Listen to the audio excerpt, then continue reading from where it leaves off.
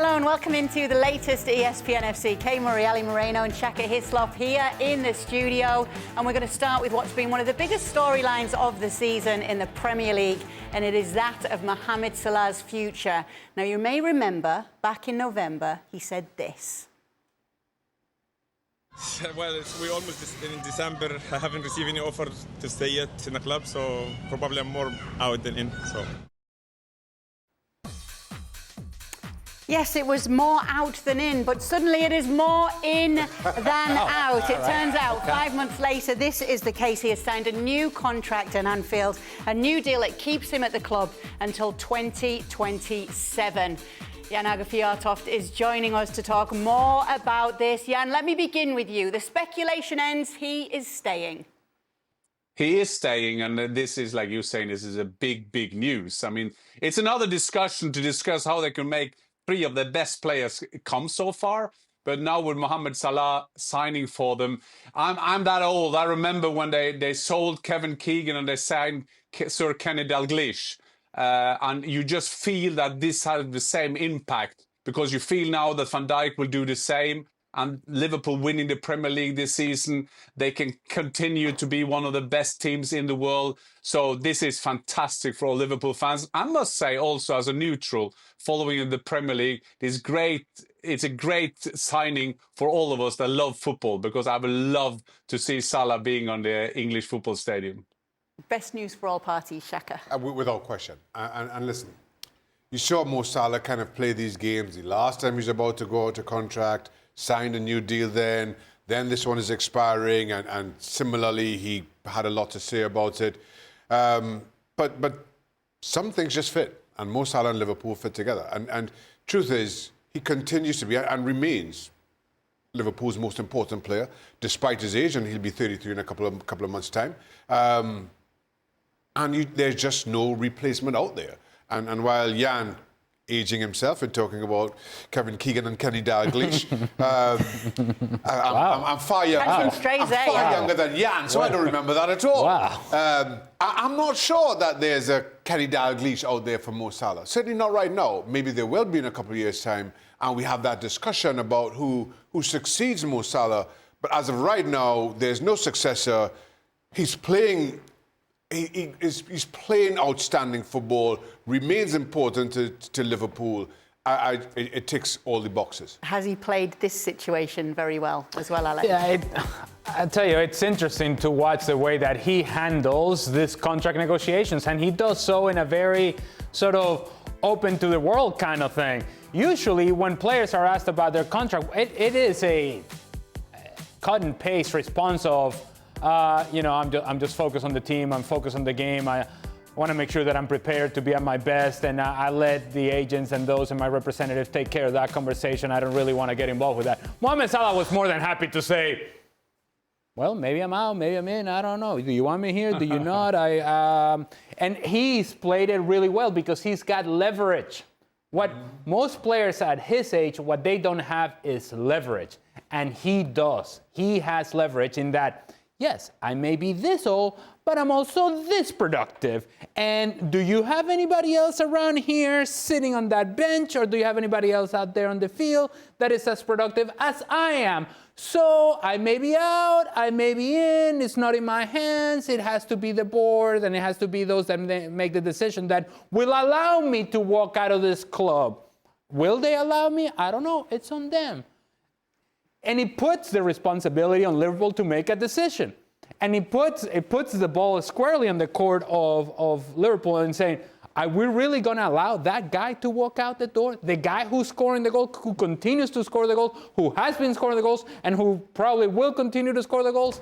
I don't think we can do that. So give him the money, give him the contract, let's move forward. And the news could be even better for Liverpool because reports say that Virgil van Dijk will be following suit, Jan, and also extending until 2027. Keeping the band together is the headline here as we take a look at how that would look for them. Maybe we're going to get ahead of ourselves here, Jan, but does it make them title favourites for next season? Well, they weren't favourites this season and they won it, and then will they be favourites next season and win it again? Well, there is a big chance that they will at least be one of the main contenders. I mean, they've had a fantastic season, and it's funny, these two old guys, but in modern football, they are not like old anymore because, you know, you keep fit. I have no worry about seeing them extended their contract for 2 years.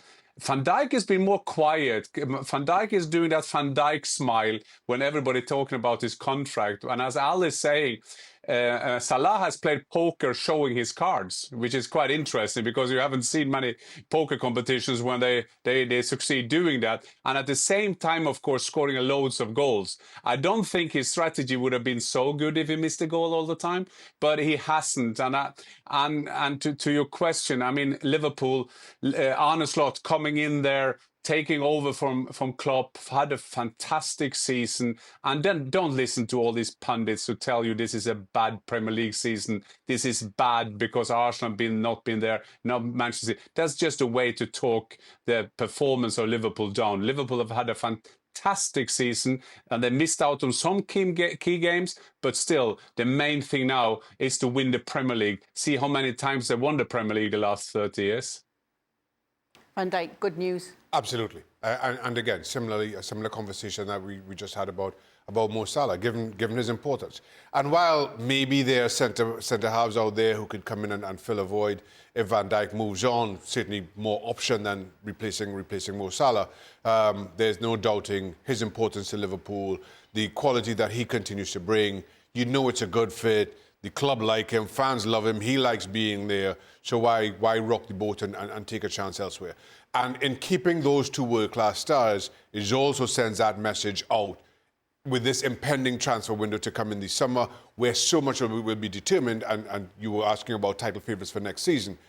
We'll wait to see what City does, wait to see what Arsenal does, but we know what Liverpool have already done so far, and that says to prospective players that Liverpool are looking to bring in, that we are going to look after our stars. We're going to keep our world-class talents.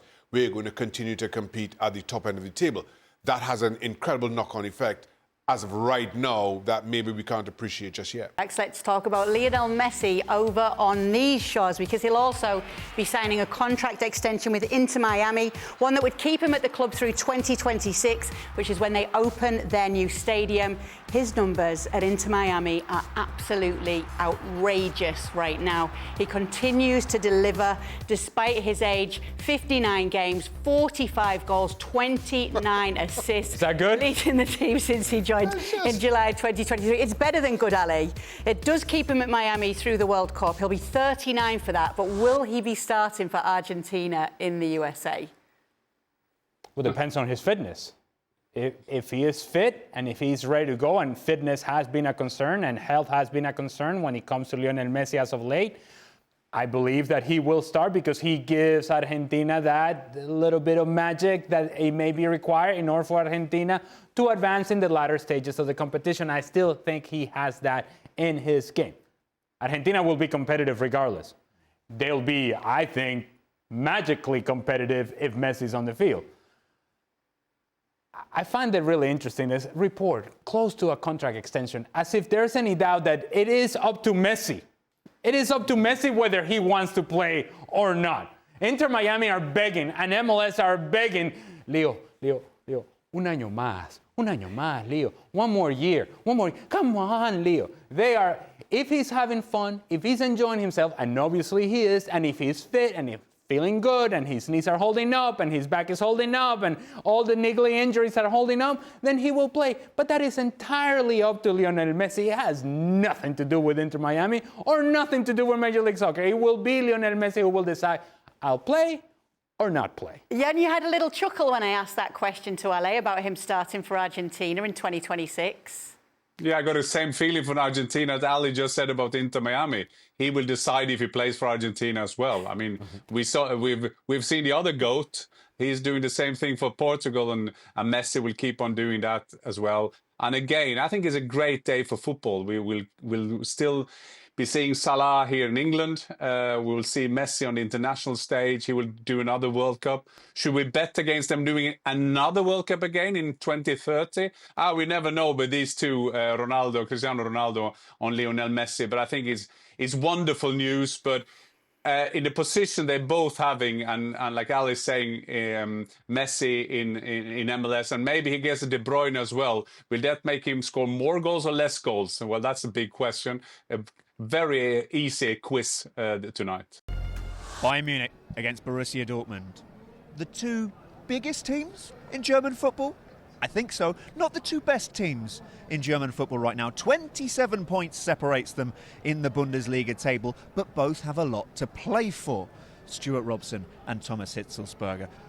Starting with Bayern Munich and the Bundesliga title. Harry Kane wouldn't mind one of those. How close are they to achieving that? I'd say they're very close, and given that Dortmund didn't play well at all in midweek against Barcelona, their Champions League campaign is more or less over. Bayern, they are the big favourites. I think it's so important for them that this season they win the Bundesliga after the frustration of last season, where Leverkusen was so dominant. And I do believe they go all the way. But, of course, tomorrow Dortmund, it is still the biggest game in Bundesliga. And Dortmund got to make sure it will be in the future, because if they don't, change the trend going forward, there might be another biggest game in the Bundesliga, and that's Bayern against Bayer. So Dortmund's got a really big issue here. They could surprise people tomorrow, but after what I've seen recently, I don't believe it. What do you think the equation is from Bayern's perspective after that very narrow defeat as well against Inter? In terms of their performance against Inter, I thought they did okay, but it was inevitable that they weren't going to win the game somehow. I felt as though they lacked a little bit of confidence in the top third of the field. There's two areas where I think they'll have a problem. The area we're talking about in the number 10 role, without Musiala, where's that creativity? I know Muller can come on and he scored a goal and he might win balls in the air, but he's not going to be able to do that for 90 minutes. That's why he's probably not going to start the game. And then you've got Eric Dyer playing as the centre-half. Now, when I watch him play, I think he's a player that's just trying to get through games. He's not really getting tight to people. He's not really got any pace to run in behind. He's not really being dominant in the air. He's just getting through games. So that's an area where I think, obviously, Dortmund can target down the side of Eric Dyer, which teams have done in the past. I think Eric Dyer's been doing very well at Bayern. He's okay. He's okay getting through games. He's not an outstanding centre-half. Okay. He's not got great pace. He's okay on the ball. He's not dominant when he's got the ball. He plays the simplest pass he possibly can, or hits it long into an area. So I don't think he's a particularly good player. He was at one point one of England's best players. He was the first pick for a while under a previous manager, but not now. So we come to Dortmund. They have a little bit more to improve on after what happened to them in midweek. Where do you start? That's not easy, after such a heavy defeat. But I do think when they go forward, they've got individual quality. Guirassy is one of those experienced players. It's been an excellent signing. But then with him, Maximilian Bayer and Adeyemi, that's the strength. Because they've been struggling a little bit defensively. The midfield, you've got good players in there. But overall, if you want to come to the Allianz Arena and you want to win, I think they've got to test the back four, Bayern's back four. They had injury problems, they still have them.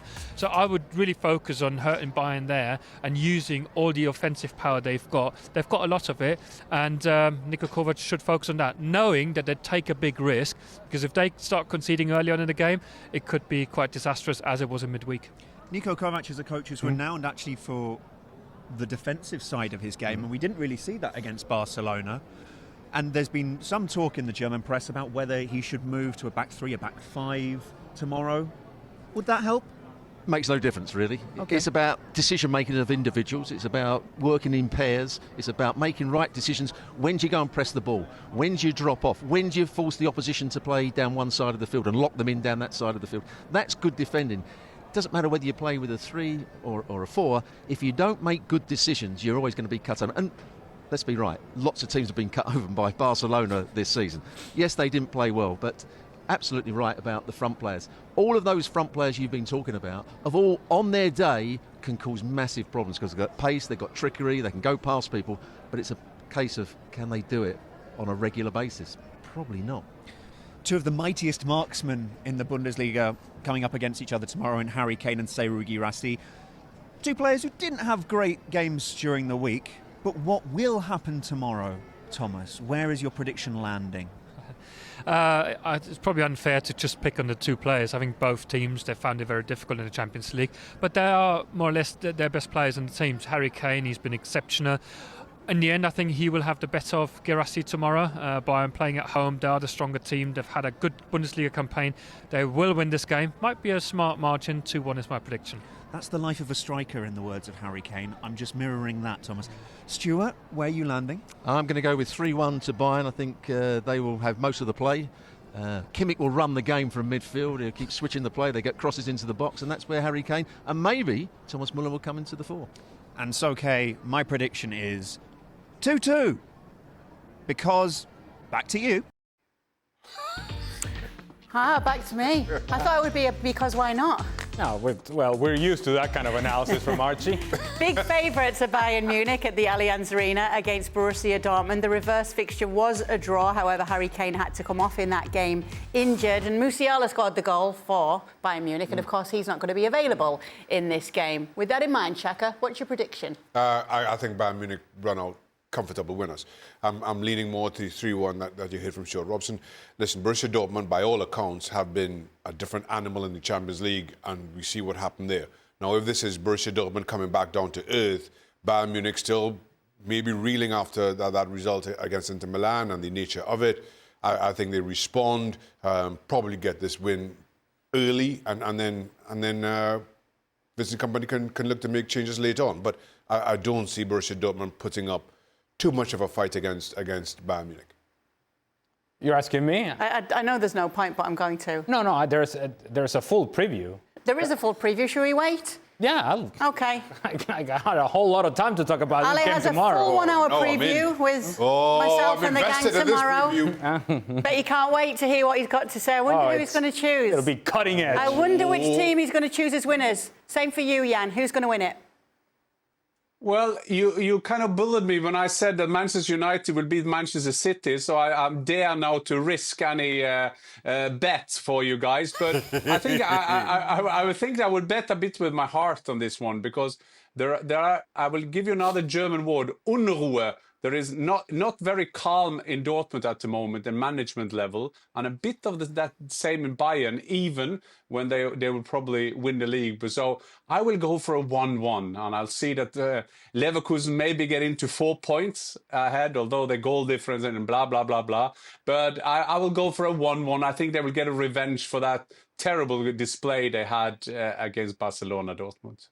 Well, we'll be able to tell you, because we're also on the coverage for Leverkusen's game against Union Berlin in the morning, ahead of that Klassiker game. 2 for the price of 2 for the price of 1. Big question. All right. It was a while ago. However, Hansi Flick has been asked about Leganés, obviously, and he said, Leganés, if you see the results, you can see that they beat us and Atletico Madrid. They know how to defend and have depth. It will be a difficult game.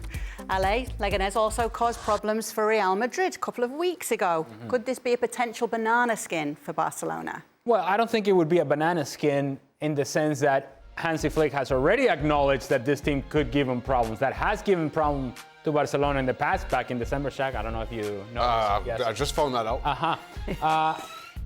I don't think Barcelona will be looking past Leganés. And the importance of the fact that you destroy Borussia Dortmund in the manner in which you did, which puts that beyond question and beyond doubt, it allows Hansi Flick to make decisions based upon you know what?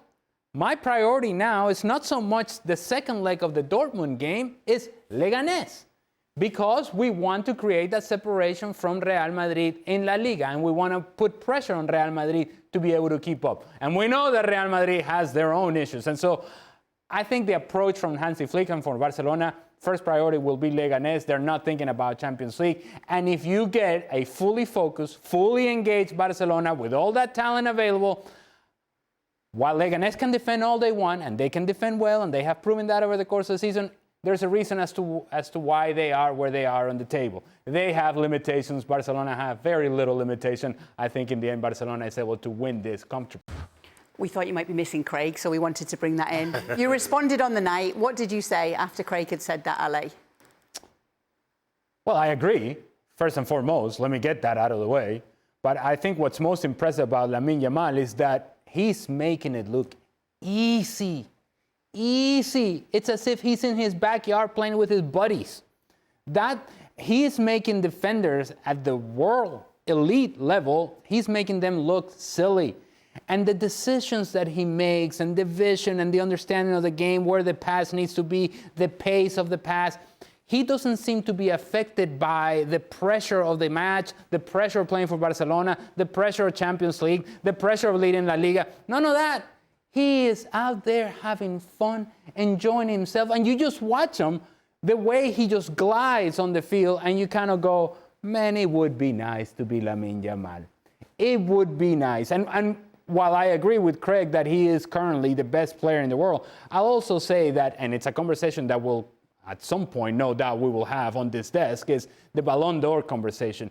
And there are times in which, when the voters actually put their votes out, they tend to punish the young player because, well, he'll get more opportunities.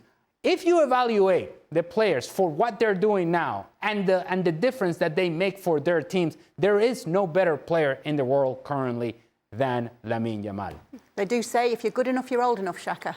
Without question. And listen, we don't ordinarily see players who are good enough at 17 or 16 as he was when the Euro started last year. And that's the thing about Lamine Yamal. If we're taking the last year as the body of work or the time period that we're judging players on, I don't think there's much argument that Lamine Yamal has been the most impressive over that period. Normally, when we're talking about the best player in the world, we rely on a larger body of work, Vinicius Jr. and his performances over the last 2 or 3 years, and whether he should have won the Ballon d'Or, and Kylian Mbappe won the World Cup, was it 4 years ago, and then got to another World Cup final in 2022, which is all well and good.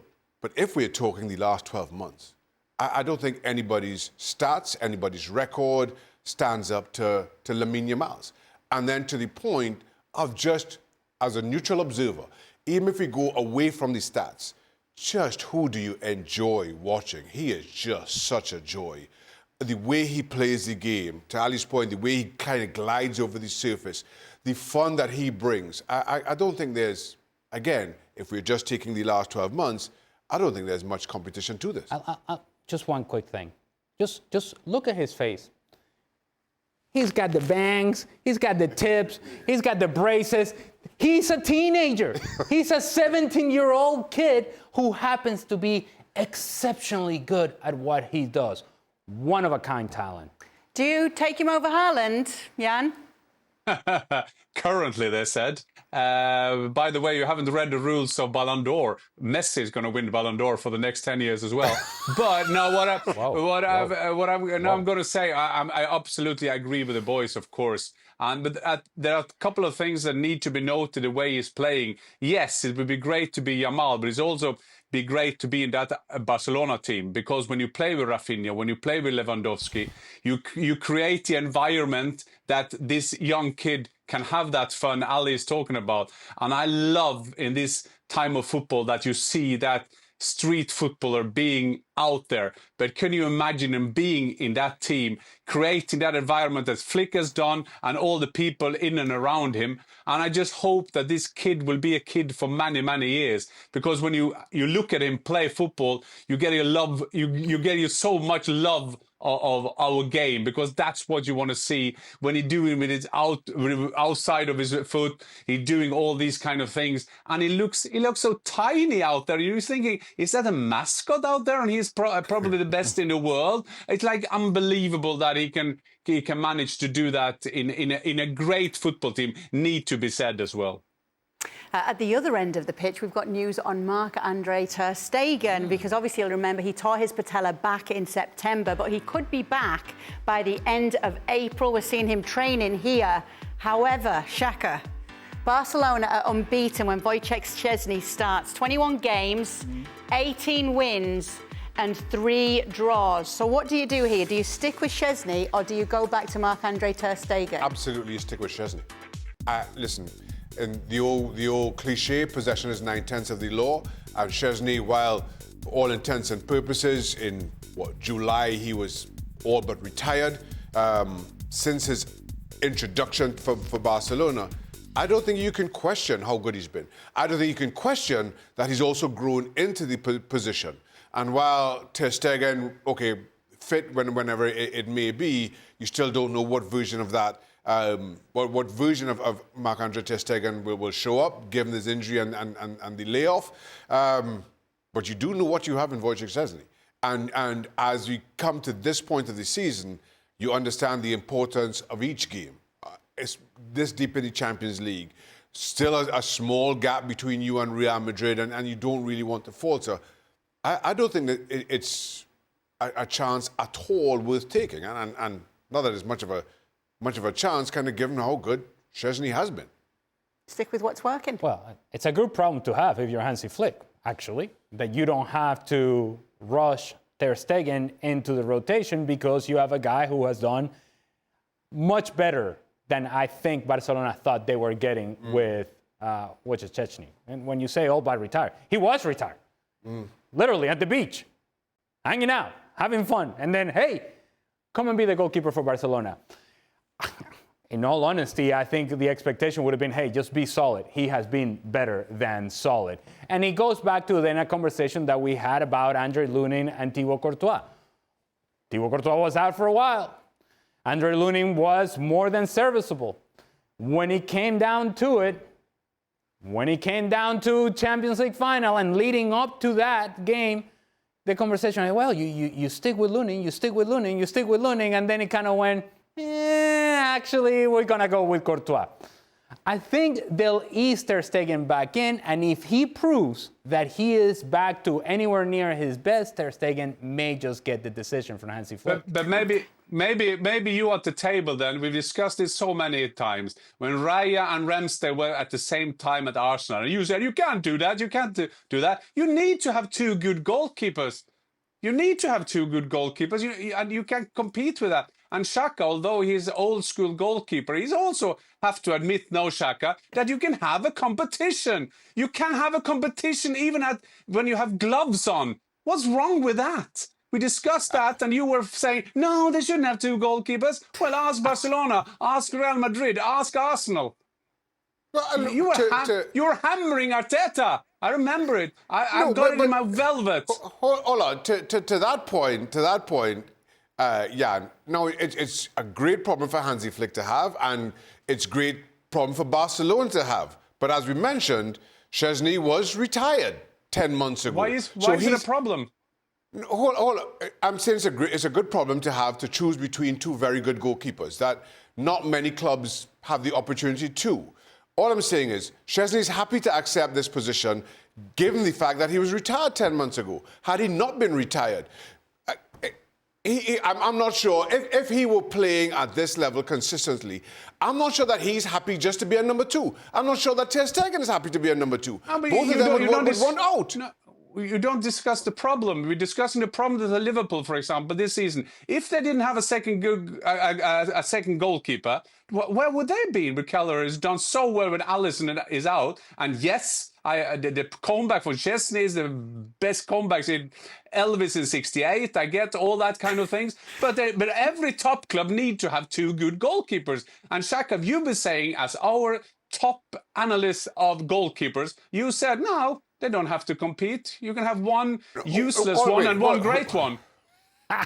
Hold on, Jan. Let me say, I will stand by having two goalkeepers and you don't know who the number one is it hurts both goalkeepers. Secondly, while in theory, great, let's have two great goalkeepers. In practice, that's not how. I would love to have Courtois and Ter Stegen as my number two. I would love to have Courtois and Buffon.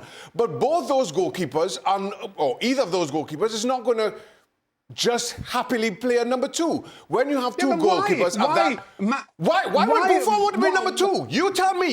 You tell me why Buffon wants to be number two. I don't understand how to explain this. Andy Cole, Dwight York, Ole Gunnar Solskjaer, Teddy Sheringham, they all wanted to play back in the good old days. And when you get gloves on, you can't compete for your place? You're right. Real should sign Buffon. Buffon should sign for Real Madrid. I don't know where else to go with this, Jan. I really don't. No, because you're saying that you can't have two good goalkeepers. You're taking two of the best goalkeepers in the world. I do understand that Lewandowski, Kane, and Haaland can't be in the same squad, but to have two good goalkeepers, why should that be a documentary of mental battling with yourself?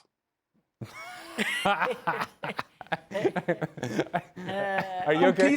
No, I don't understand. So everybody should have two really good goalkeepers. As you have two good strikers, what's the problem? You're putting in Buffon and Courtois. I'm not talking about that. You should have a great goalkeeper. Remind me why Lewandowski left Bayern. Yeah, he wanted to go. He wanted to leave the club because they wanted to have Haaland. Because they were linked. Yeah, because they were linked with Erling Haaland. So why is this? Why is that acceptable? But all of a sudden we should have Courtois and Buffon in the same squad. No, we're not talking. I don't understand your point, Jan. Shaka, you are taking Buffon and Courtois. I'm just saying that every team, a big top football team, need to have two good goalkeepers. Yes, one could be number one, but why shouldn't goalkeeper compete about that number one jersey? Why is it different in your part of the pitch? Because we can't change our formation and play two goalkeepers. You can change your formation and play three up front. You can play two up front. You can do whatever you want. I can't change my formation and play two goalkeepers. I can't. I would love to at times, but I can't. So therefore, if I feel I'm good enough to be a number one somewhere, if I'm at Manchester United or if I'm at Arsenal or Liverpool and I'm the number two and I feel I'm good enough to play number one somewhere else, lower down the league, I will do that. It's not comforting to me to be a number two at a top club in the hope that that goalkeeper gets injured. I can't just sit around and wait for that opportunity, wait for them to change the rules that they can play two goalkeepers. I'm going to go elsewhere. So Trent Alexander-Arnold shouldn't go to Real Madrid because he has to compete Trent for Alexander-Arnold is places. not a goalkeeper, Jan. Well, now we go in circle. That's my point. He's not a goalkeeper. And what's wrong with you guys competing for one place or two places in a team? Yeah, what's wrong with goalkeepers for wanting to play? Okay, we've got to move on. We did not expect Jan to come ready for a fight tonight, but that has been the case on tonight's show. Shaka, I'm concerned. I don't like it when you get like this. I don't understand the argument. Jan, please, don't treat him like that, Jan. Yeah. Well, finally, another trip to Wembley. If you make it to the final and win the FA Cup again, which I assume could be a priority, does it feel like that would make this season a success? No. No? No. Our standards are much higher than this, so of course we would be happy, but it doesn't make the season good. Yes, of course, I have to agree because, the past has shown that this is not our standard that we set for ourselves, And honestly, we know also that things were just not good enough from our side throughout the season. So we cannot change it right now, We can only take that. Be honest with ourselves, and take it for the last games remaining of the season, and obviously also for next season then as well, because it's important, to admit also to yourself that you have been doing things not the right way, and it's normal. It's human being as well, we are not perfect. We have been most of the time, but this season we were far away from it, and this is something probably very easy, to admit. But have there been a lot of talks of that in the locker room? Not as much as you may think, but I think we have, so many experienced and smart players in the squad. I think we all know, that it was just not on that level that we can perform as well. So take that, reflect, think about it. Especially now, use it for the last few weeks of the season, and in the best case, take it into the Club World Cup, and of course, then latestly for next season as well to attack again.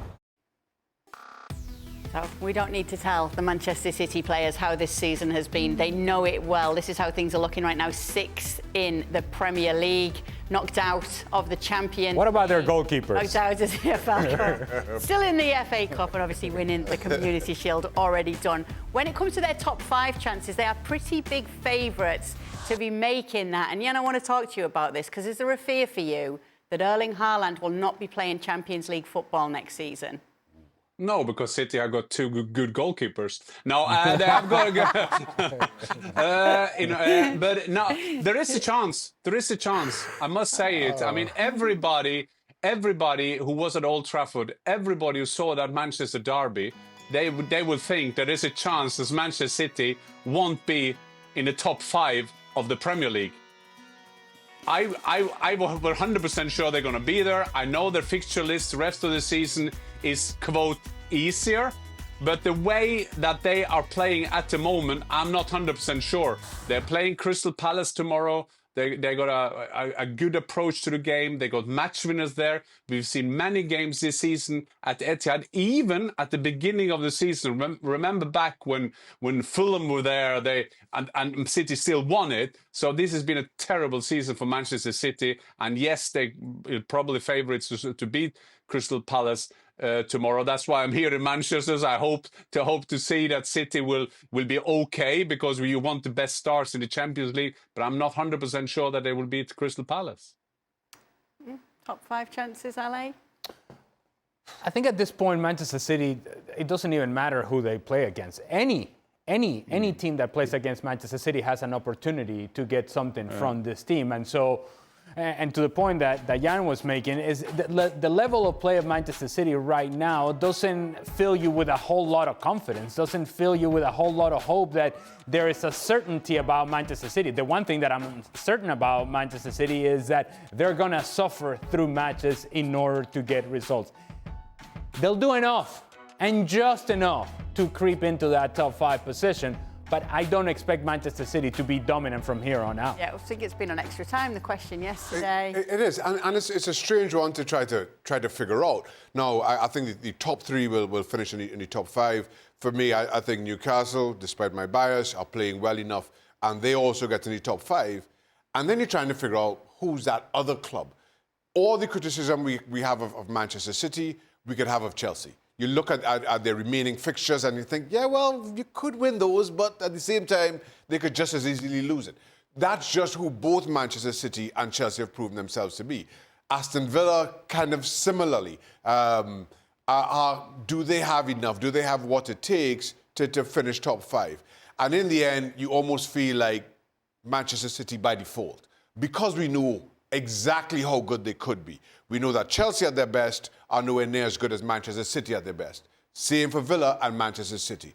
The trouble is, this version of Manchester City haven't shown anywhere near their best, so you just kind of side with City almost as a default. Welcome into the latest edition of Extra Time.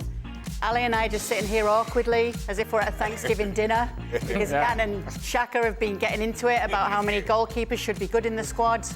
And unnecessarily so. Very ugly, Ali. Yes, but unnecessarily so. It could have been a very friendly conversation, and then I think what the problem was, once Jan started giving it this sort of move that he was doing that, I think Shaka couldn't take it. He couldn't take that. Me and Jan are both old school. We all right. We're just 2 grumpy old men.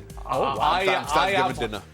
Listen, I played with Shaka. We all love Shaka. But there's something about that thing when you put your gloves, you put your gloves on, then you are nervous not to play. As a striker, I was always confident my whole life that I would always play. I was never nervous. But thank God I didn't have gloves on. Came ready tonight, didn't he, Jan? Came ready. Okay. He gave him the shake and bake, and Shaka could not handle it. Ale, has the carnival yet. Ale, has Carlo gone soft on front 4 for not defending? Will Alonso be able to handle these divas in the locker room? Also, how come Ale and Craig don't know about DJ Snake unless they live in the caves? Ooh. All right. Well, let me lots to first unpack there. let me first address one part of that question I'm really looking forward. Yes. Well, let me address the most important part of that question. Am I supposed to know who DJ Snake is?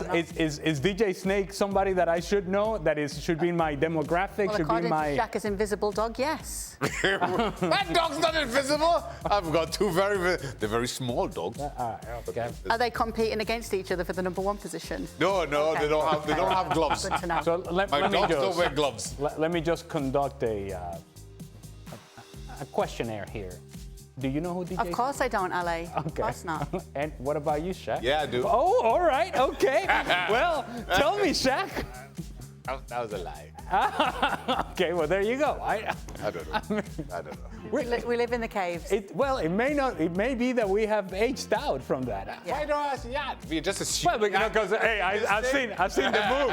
I've seen the moves. I would have so loved now as an old man to say that I know who that DJ is, but I have no clue. There you go.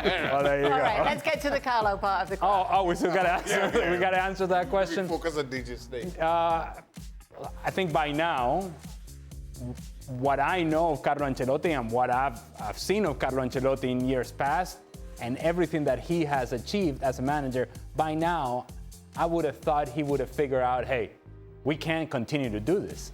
And yet he continues to put out this group of players out there that just don't give you enough balance. This team has very little structure to it.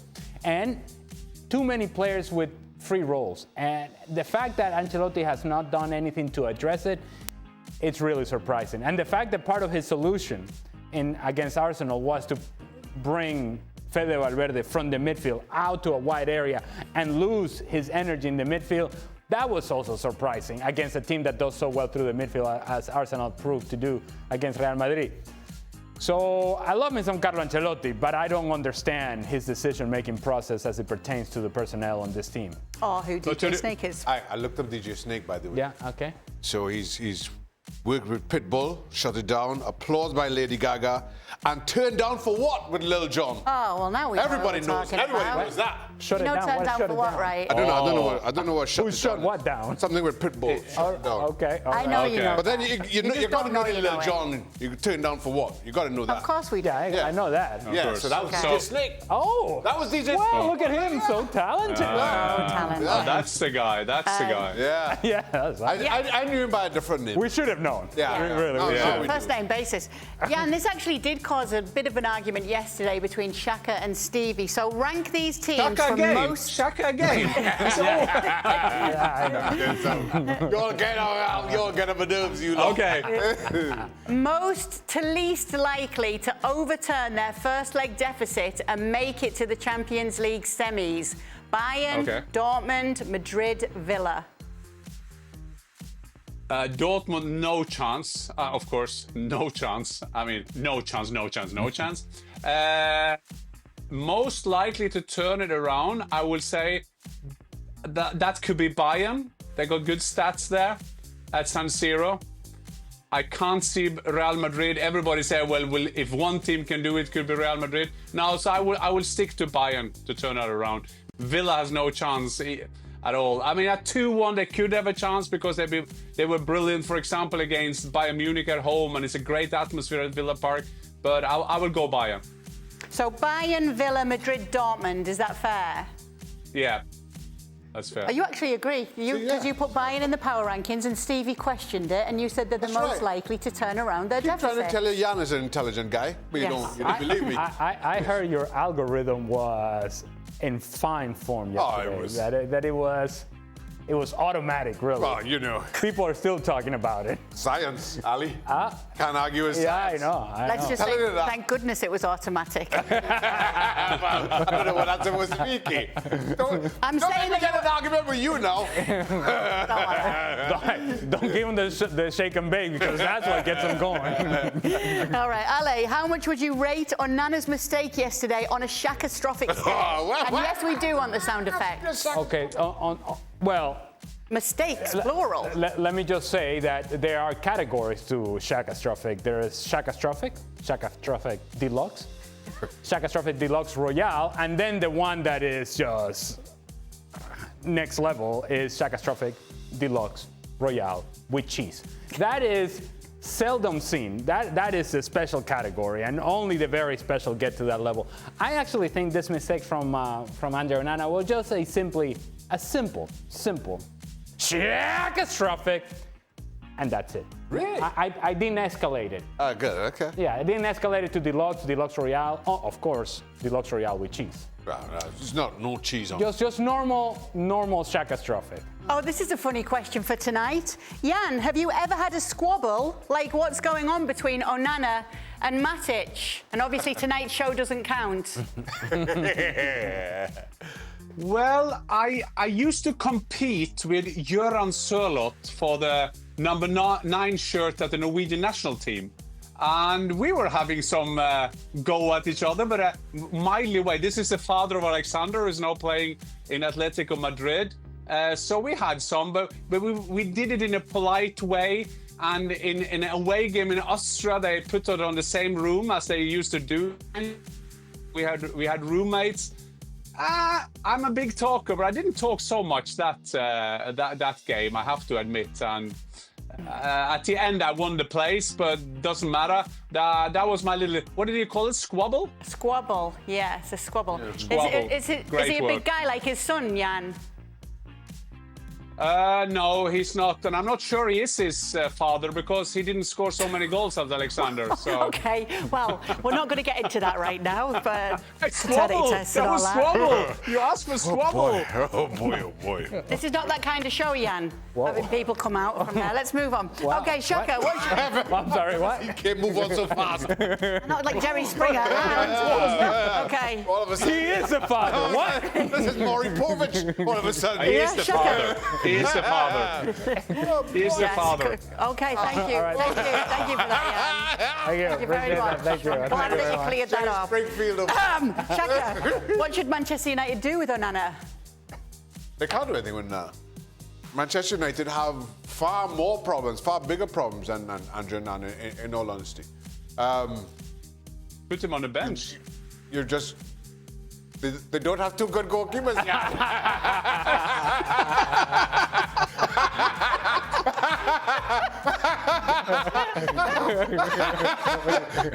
Game, set, match, theatre. Game, set, match, Let me tell you something. Oh, boy. That's best of the month, dealt with. That's the whole argument. Why did that make me cry? No, but Jan thinks he won that. That's as fun as that. Of course I did. Of course I did. Well done, Shaka. But Manchester United don't have 2 good anything to that point. And that's the issue. Manchester United just don't have a squad of players that are good enough for where they expect to be. And a goalkeeper is very low down on the list in their must-haves. Okay. Jan, can Ange pull off a Ten Hag-style miracle to win the Europa League and secure his job for next season? And if he does, should Tottenham still consider sacking him? You know what? Yesterday, I was an official delegate of Eintracht Frankfurt at the game at Tottenham Hotspur Stadium. So yesterday, I was sitting with all the black suits in the stands, which was a good feeling. Me and Levy sitting together. But having said that, I think they will be knocked out in Frankfurt. Although they should have won yesterday, they had 2 or 3 in the post, they hit the bar. But I think that Frankfurt will beat them. And I think if he wins and take them into Champions League, he shouldn't be fired. I mean, then Daddy Levy should have a look at the firing he has done over the years and ask himself, were they very successful? No, they weren't. So I think he should stick to him. Ali, what's more difficult, playing for club or country? I'll ask you all. Well, I think it's for country. In my case, playing for country meant that we were playing against Brazil, against Argentina, against Colombia, Uruguay, Chile, so on and so forth. More times than not, that was the opposition. And so it is far more difficult to go out on the field knowing full well that more than likely you are going out on the field as the underdog every time you play, or most times that you play in South America. And I'm only keeping it to World Cup qualifiers or Copa America competitions to that end. And then there is an additional pressure that, of course, you're representing your country, and even though you may be the underdog, there's the expectation of all this 20, 30 million people that think you still should be winning this game, even though you're playing against the very best from Brazil and the very best from Argentina, and so on and so forth. Yeah, that's more difficult. Jack? Agreed. Country for me was more difficult. Also, playing with club, you're playing, 38 league games, then cup games, so there's always a game next week. So there's always another opportunity next week. When we're talking for country and international football, sometimes you're going 2 months, 3 months in between those games. So there's a whole lot more pressure just by the nature of the international calendar. Jan? Yeah, and also, I mean, football players of my generation being European, I will always say that I played against Soviet Union. I played against Yugoslavia. Now they are like 20 national teams. So back in the days, it was very, very hard. We were also a smaller nation, but I think that all three of us could agree on was also to adjust to another coach. And you didn't see each other. You have 2 or 3 training sessions before you played for your national team. At the club, you were used to the system. You can talk every day. So it was harder to play with the national team, but that was just a part of the time you had the preparation and a national coach that more or less had to try us to adjust to be for the national team there. They couldn't do so much tactics and all that kind of things. But I think we all should be proud that we managed to adjust that, because it was hard to go from club level to play with the national team. All right. Goalkeeper aside, obviously that role doesn't change, but goalkeeper aside. Careful, no. No, that's all right. I'm not giving you a shake and bake or anything. Right. I'm just straightforward. All I'm saying is goalkeeper aside, my role with my club, you wouldn't believe this, Shaq, was actually to score goals. Whereas with Venezuela, that role, yeah, they would like me to score goals, but the role of the striker was go and harass defenders, go and draw fouls. We only play with one striker. And it changed the dynamics and the expectation what you were supposed to do with the team and playing within the structure of the team. So it wasn't, hey, I'm going to be in the 18-yard box and I'm going to get chances to score. You may get one, and if you don't score it, then the people are booing you because you're the reason, you're the problem as to why things didn't work out and why you're not going to the World Cup. That's a lot to handle and a lot to put on your shoulders, but that is the responsibility of being a national team player. Speaking of pressure, yesterday there was a question that Mario Melchiot misunderstood, and he thought I was asking him who's going to win the Europa Conference League or the Conference League. And he panicked because I think he knew Chelsea and that was about it. Anyway, the question was who's going to win the Europa League. Sadly, Jan, the actual question has come up today. Who will win the Conference League? And I'm going to give it to you. Rapid Vienna. There we go. My first club abroad. They won in Sweden. It was an own goal, but still, they are in the semi-final. No, they have a chance to go into the semi-final. Okay. Well, they've got one foot there, shall we say? Oh, yeah. They do. Guys? Well, I would love to go with Rapid Vienna because of all the reasons that Jan just mentioned, but shout out to Real Betis, who's actually have been playing really well in La Liga. They've generated some momentum.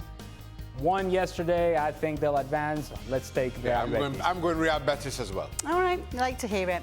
The nice thing is that we actually brought the quarterfinals up to date. Yeah, thankfully. Mario was tagging yesterday. Because I'd have been like Mario. Yes. Has Jan ever played, and sorry Jan if I butcher the name here, at the yes. Has Jan ever played at the Henningsvar football stadium?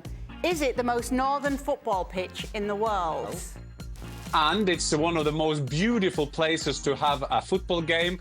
I saw that for the first time once, and it took me a day to organize a game there. So I played there. I even organized a game of all Norwegians. And if you want to Google it, try to find that pitch. It's fantastic in Lofoten, on the islands, and all that great Norwegian nature around it. Yes, so the answer is absolutely yes. Oh, did you have two good goalkeepers in that game, Jan? We didn't even have one.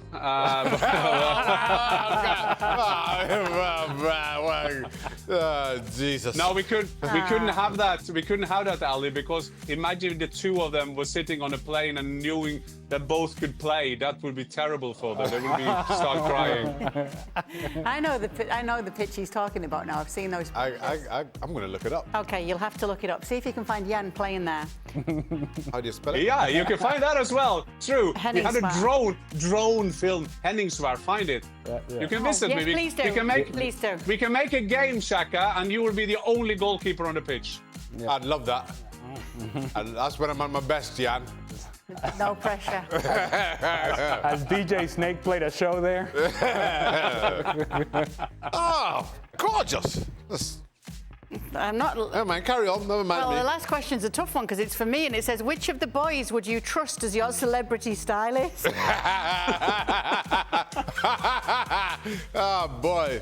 I know who I'd go for. Look at Jan's flowing locks. You're thinking about hairstylist or stylist? I'm looking at Ali's and I'm not that.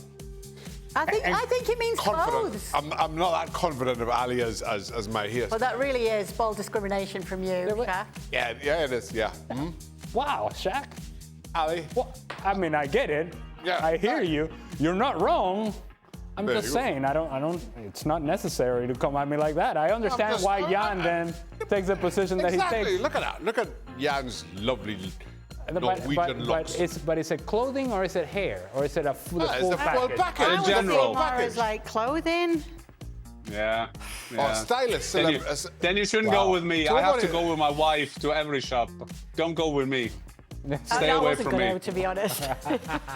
I'll You have a fair point there, yeah. Having Oh my said that, goodness. it speaks for me, Kay, that I lived in Middlesbrough. So if you want the Middlesbrough style, I could maybe give you some advice. Oh, God, no. Right. No, nobody wants Middlesbrough. Whoa. Why is that necessary? I'm just saying. You've been very edgy today. No, I'm very just edgy. saying. Very edgy, Shaq. Take the girl out to Middlesbrough. Take the girl out to Middlesbrough. Wow. That's the saying. What about the Newcastle Hang on a minute. fashion industry? The men's top-selling designer wear shop for many years running was where? In the UK. I don't know. Middlesbrough, Shaq. What? Psych. Shout out to Psych. Go and look that I up. don't know online. anything about that store. You've been ruled out as my celebrity stylist. It is absolutely not you. I think there's one answer and one answer only. Stevie. Incorrect. No. Oh, all right. I'm gonna Got go to be with- LeBuff. I'm gonna go Got to with- be LeBuff. Got to be LeBuff. No. I'm going to go Yeah. with Stuart Robson. Archie Rington. Not Archie. Oh, man. No. Yeah, Stuart Robson's a good show. Stuart Robson. Stuart Robson's a good show. Yeah. Or Jules. No. Stuart Robson. 9. Robbo, it's you. Thank you so much for sending in your questions. We will be back tomorrow to do it all over. What about Luis again. Garcia? He's a good-looking guy. Oh, Luis Garcia wouldn't have been a bad shout. That's all right. Too late. Too late. No,